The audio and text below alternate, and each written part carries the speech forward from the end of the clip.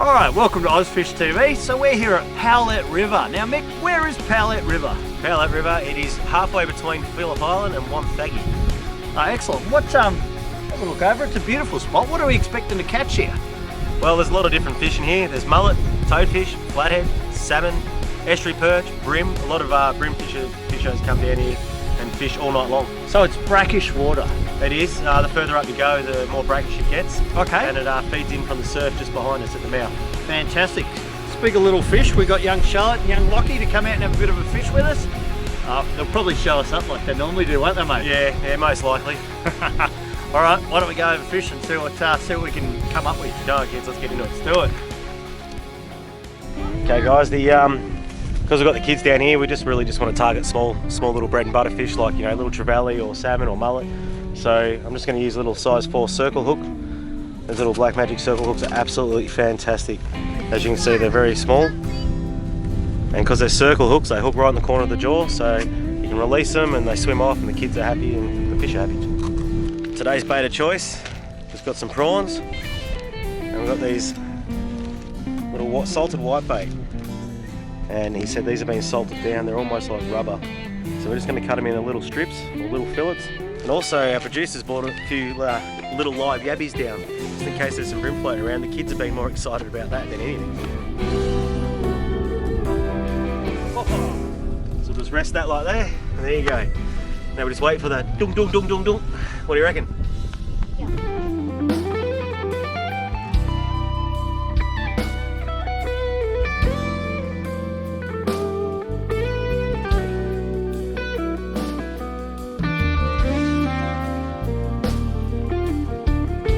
Right, so what I'm going to try and do here is run a unweighted live yabby and see what happens. Get reeling, hold the rod up. Whoa! Oh, it's a little gurnet. All right. Gurnet. Oh, stand back. You can't hold this one. Why? Because these are poisonous. I've been stung once by one of these and the pain is intense. So I'm going to be very careful. So never, ever, ever let children handle these things. Now, somehow I forgot my pliers, but I've just got my little braid scissors here, so I'm just going to release him back into the water. There. Oh, yes it is.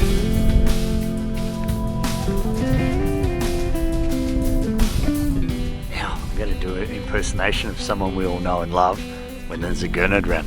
The person I'm impersonating also uses a pink fishing rod. Quick stop, there's a gurnard, quick stop! Oh, get it off the boat, get it off the boat! Let's see how he goes when he gets stung by one. Yeah, no, I'll leave that to you, mate.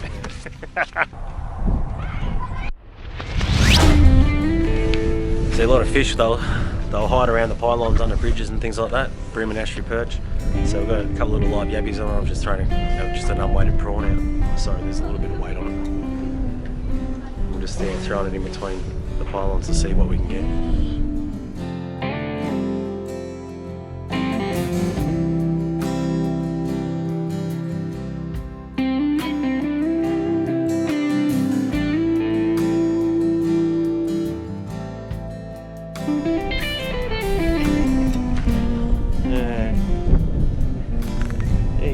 tiny.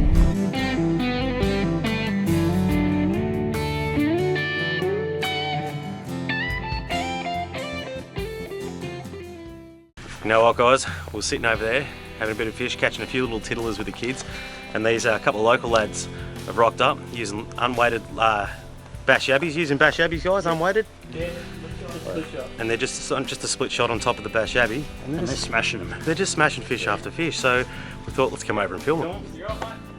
There we go. That looks like a nice bream. So what they're telling us is they're just putting the one-arm bandit on, or the bass yabby as they're known. They're just getting as close to the columns as they can. They're relatively unweighted, so they're basically just letting it sink down through the water column, and it's getting nailed. They're keeping a bit of a bow in the line so they can actually see the yabby get taken, and that seems to be the trick.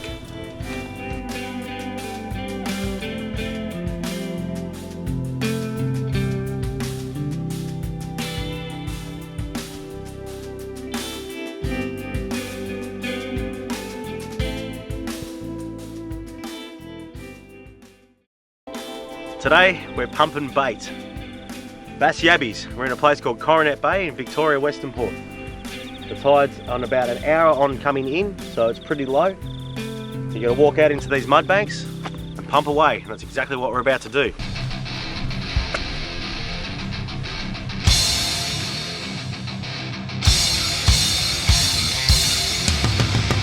What I'm looking for are little holes. Here's a few holes here. That's what we're looking for.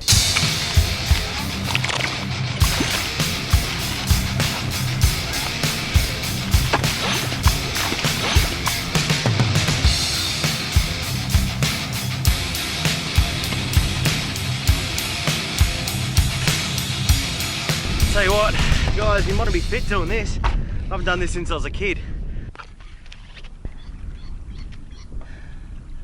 I'm so puffed.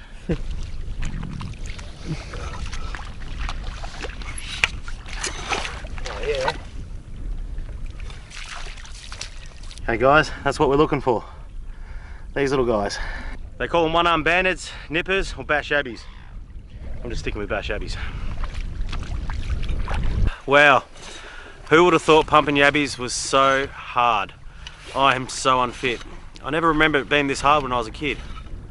Oh yeah, that's right, because my grandfather was doing it and I was following him around with the bucket. But that's all right. Look, we found it really hard at the start because we haven't done it in so long and we're trying to get it in the dry sand. What we found, the trick to actually getting these yabbies is about a foot underwater, pumping them out, pushing them in the cloud and just waiting for the cloud to dissipate, because these things don't go in the sand very quick. So you can just pump up a whole heap of holes and then just wait for the cloud in the water to settle, and then you'll spot them. And that's what we did, and as you can see, we've got quite a few. Alright guys, look at that water, isn't it beautiful? There's meant to be some wind kicking up tonight, isn't there, Jess? Always check your forecast. You don't go out just because it looks calm, make sure it's going to be calm all day. That's exactly right. That's why we're heading down to Powlet. It's a little bit more sheltered. So with some fresh bait, some good friends, we should have a bit of fun. We'll see you after the commercial. Okay, so now we're here down at the Powlett River. Me and Jesse have done the hard yards today, haven't we, mate? Yeah, pumping a few bass yabbies. Quite a few bass yabbies. We're down there for a few hours down at Coronet Bay, which has produced us quite a lot of bait. But we bought some backup gotcha bait just in case, haven't we? We have, and bream love pippies, so... Alright, so if we run out of bass yabbies, we're using the pippies. That's it. Sounds like a plan. Now, we've been down here before, haven't we, Chris? We have, mate. We brought the kids down a couple of weeks ago, and we weren't really that familiar with the local techniques, were we? No, mate, we weren't. We got a couple of little, like a salmon and a gurnard or something. Your favourite? Wasn't for those young fellas smashing fish after fish. We wouldn't have known what to do. The local trick is a bass yabby, unweighted. I shouldn't be telling everyone that, but we're about sharing information, aren't we? That's exactly right. And look who we got with us. We got our mate Mick. G'day everyone. We got the normal team. We got Steph, we got Hoff, and Mick and myself. All Why right. don't we stop yakking and start fishing? That's it, mate. I want to get a line in the water. Let's do it. Let's do it.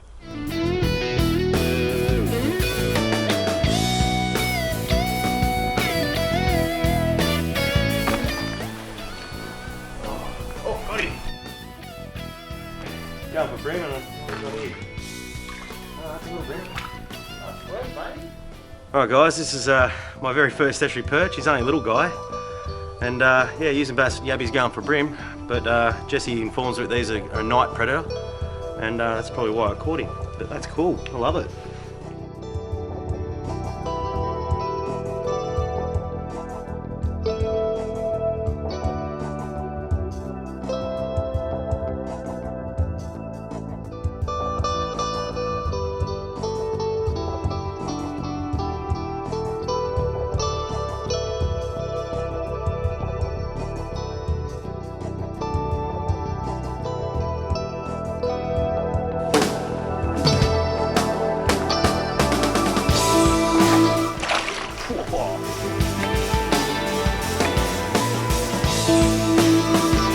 Off like a rocket.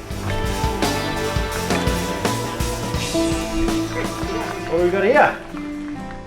Hey Hoff. Yeah. What species is this, mate? Oh, isn't that the one you're trying to catch? Oh, that's got to hurt a bit. So that looks alright, doesn't he? He's a bit little. Let's get him back in the water. What do you reckon?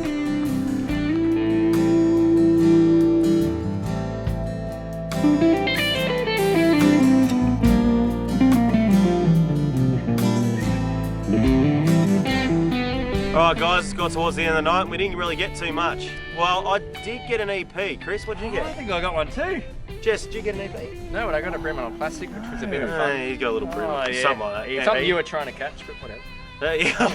We're all a little competitive now. I reckon that's the time we're all a bit crabby. Might be time to call it a night. What do you reckon? That's it, guys. Well, we're going to send these two down tomorrow, see what they can produce.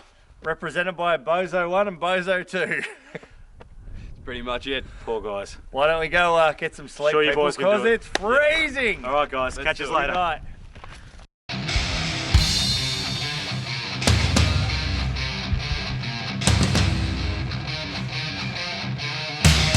Today's beach of choice is Kilcunda Surf Beach. It's about 45 minutes to an hour from Craburn, down the South Gippsland Highway, just past Phillip Island. We're going to go to the first car park right near the old railway bridge and see what we can scrounge up off the surf beach. Rightio, here we are at Kilcunda Beach. When was the last time you went surf fishing, Jess? 90 miles, wasn't it? 90 mile with me, that's right. Did it right then, didn't we? Yeah, it was great. Today we're just after salmon, or whatever else might be in the water. When you come down to a surf beach, you got to spot the gutters. That's where you want to be fishing. You want to be fishing right on the edge of the gutter where the whitewash meets the sort of deeper holes, and that's where I found most of the salmon usually hang around. Now, it's the darker patch in the middle is where we want to go. We want to sit right in the middle of that, or right on the edge where the whitewash meets the dark bit. That's where we're going to put our burley out, so that drifts out into it and brings the salmon to us.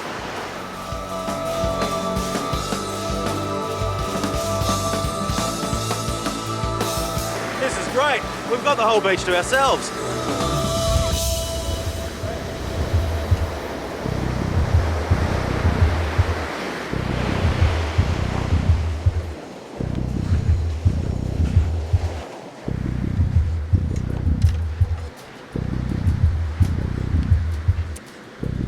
Now, because this gutter isn't exactly huge and we're going to be having 3 rods out, and I think Jesse's going to be using a spin rod as well, I'm going to run right up on the edge.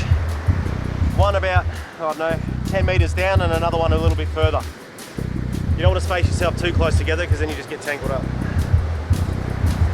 Just got a time, we've got an incoming tide at the moment. So I'm going to set my rods a little bit back from where the water's breaking at the sand surface there, at the edge. And I reckon he looks good. Alright guys, when you're fishing off the surf, it's very important that you put on a shock leader. Or if you're using braid especially, because braid can cut through your fingers with a fair bit of weight behind it. So you're lobbing out 6-ounce bombs, 6-ounce sinkers, and it's going to cut straight through your finger from the weight. So you put on a shock leader. It doesn't need to be any more than 30 pound. You just bang that on, make sure it's as long as your rod and longer. So when you're casting with mono and not braid. Because when you cast with braid, well, it'll put nifty cuts in your finger from the weight of the sinker. Now today's sinker's a choice. The 6-ounce stars. You don't really need 6-ounce stars, but I do run quite heavy gear for when I fish with gummies. I run a 30-pound braid with a 60-pound mono leader, but my surf rig I've just made up and put on is only a 30-pound rig, so yeah, these bad boys should do the job. There's that excitement. As soon as you go fishing, all you want to do is just get that line in the water straight away. I get it every single time I go fishing. I want to be the first one in the water. Strap it up with a little bit of bait, mate. Keeps the bait on the hook better. Obviously the impact when the bait hits the water can often smash it to smithereens, so you want plenty of bait mate on there. Mick likes to mummify his. I'm not too sure about going that far, but I do like the shank of the hook wrapped on really well. This is my surf rig, I make it myself. I just tie a dropper loop, 2 dropper loops, put my surf popper on the top, and my 2.0 hook on the bottom. Now the reason my surf popper's on the top stops the crabs getting to it. Some people put them on the bottom, but you know, personal preference. Now you'll see I've got some pink glow tube as well. Now the glow tube just stops the crabs pecking at your line, so when you do get a big fish and it takes off and it doesn't snap your line. They can still get through it though, they're pretty good, those crabs. And I also loop on the bottom for the sinker. That way I'll just loop the sinker on.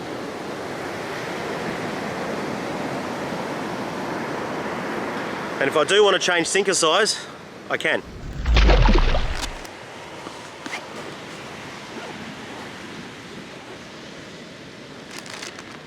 Blue bait, and salted white bait's the bait of choice.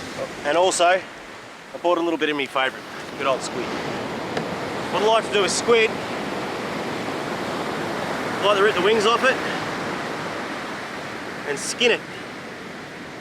It releases the scent of the natural scent of the squid, and it makes a nice white meat for the fish. Now, with the squid, I'll put that on the surf popper.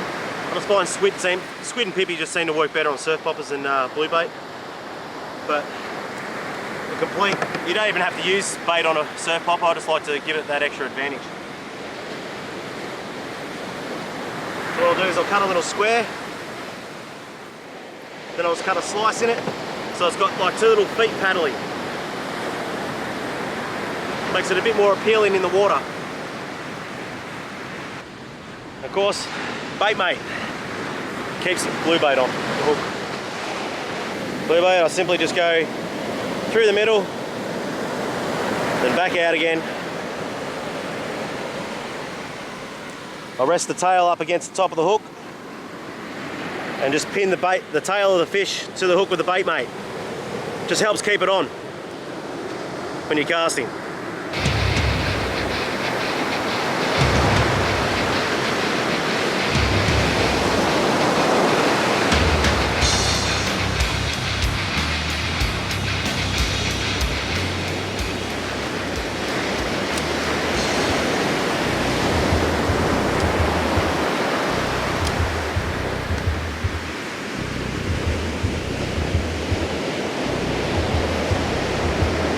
Boys, make sure your drag's set.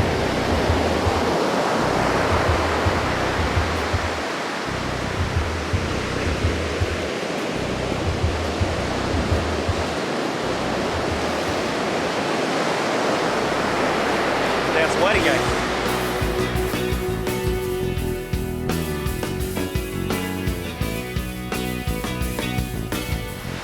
It always looks like there's bites going on. A little bang, bang.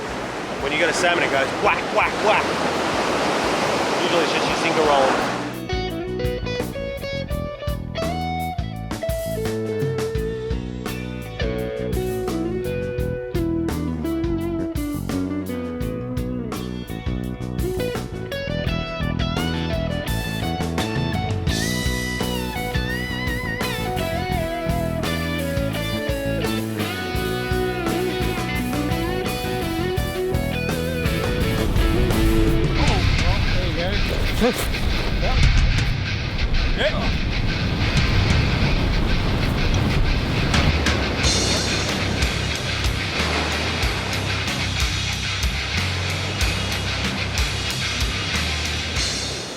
There we go. Hey.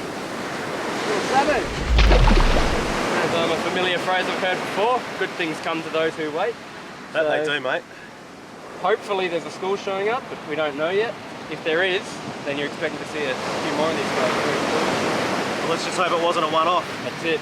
Squid on the surf popper as well? Yeah. Yeah, good man. I suppose we've only got squid left because all our blue bait got washed out.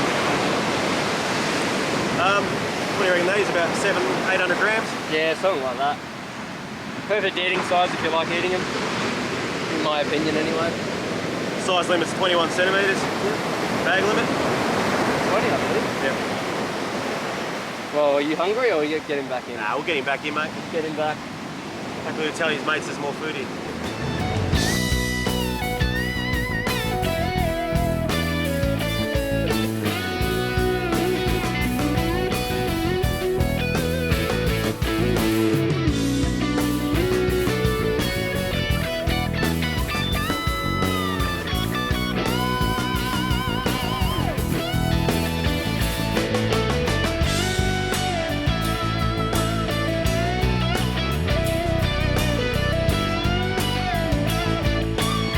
Papa Joe right here. How you going there, Pa? Well, I'd be better if I brought my banjo.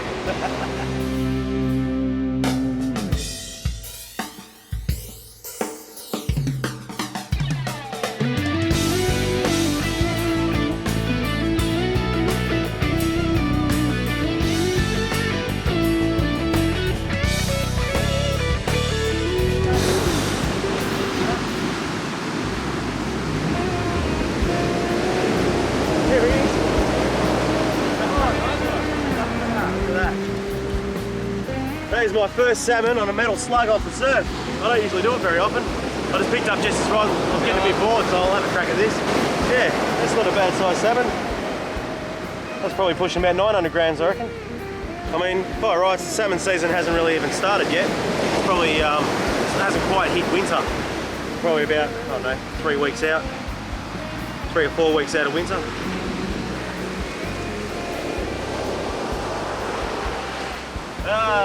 Off into the deep blue yonder.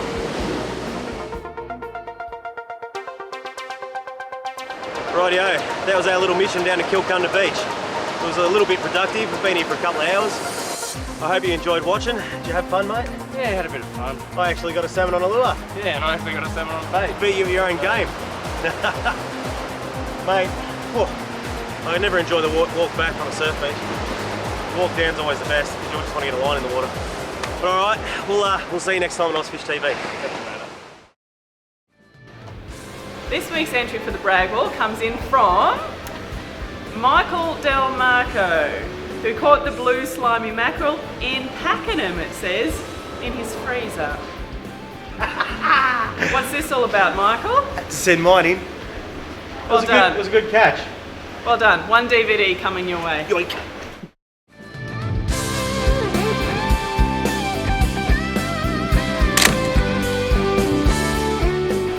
We've got a great photo for this week's brag wall, sent in by Reese Bryant. Well done, Reese. We were very excited to receive this photo of a 76 centimetre flathead caught at Lake Tyers. That is a killer flathead, mate, and thank you very much. We'll be sending you out a Season 1 DVD. Well done. For any other photos you might have, send them into our website or via Facebook.